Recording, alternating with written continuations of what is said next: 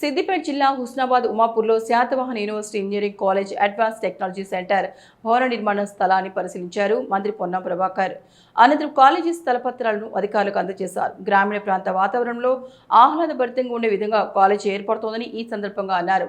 ప్రస్తుతం గాంధీనగర్ పాలిటెక్నిక్ కళాశాల ఆవరణలో ఏటీసీ ఏర్పాటు చేస్తున్నామని పేర్కొన్నారు. హైదరాబాద్లో శాతవాహన ఇంజనీరింగ్ కాలేజ్ శాంక్షన్ అయి భవన నిర్మాణానికి నిధులు కేటాయించి టెండర్ అయి భవన నిర్మాణం జరిగే సందర్భంలో ఈ స్థలాన్ని క్యాబినెట్ కూడా అప్రూవ్ చేసి స్థలం ఈరోజు యూనివర్సిటీ అధికారులకు అందజేయడం జరిగింది. టెండర్ కాగానే త్వరలో ఇక్కడ ప్రారంభమై శాశ్వతంగా ఇంజనీరింగ్ కాలేజీ అదేవిధంగా విద్యార్థులకు హాస్టల్ వసతితో పాటుగా ఇక్కడ నిర్మిస్తూ ఉన్నాం.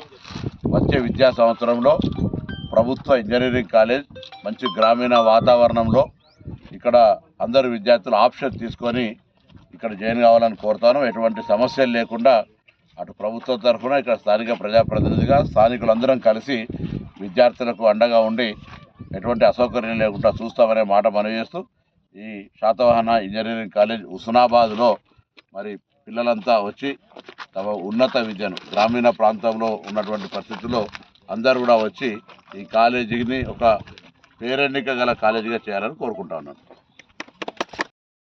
అటువంటి ఏటీసీ అడ్వాన్స్ టెక్నాలజీ సెంటర్కి సంబంధించి కూడా పాలిటెక్నిక్ ఆవరణలో దాదాపు 1.5 ఎకరాల స్థలాన్ని కూడా కేటాయించడం జరిగింది. దానికి పత్రాలు కూడా ఈరోజు ప్రిన్సిపాల్ గారికి అందజేయడం జరిగింది. అదే శాతవాహన యూనివర్సిటీ వైస్ ఛాన్సలర్ గారికి అందజేసినాం.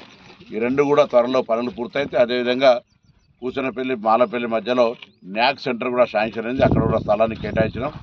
దాని పనులు కూడా తొందరగా పూర్తయి ఈ ప్రాంతంలో ఇటు విద్య వైద్యము ఇతర టూరిజము అన్ని రకాలుగా అంశాలకు మెరుగుపడాలి, అభివృద్ధి కావాలనే ఆలోచనతో ఇవన్నీ అభివృద్ధి కార్యక్రమం కొనసాగిస్తాం.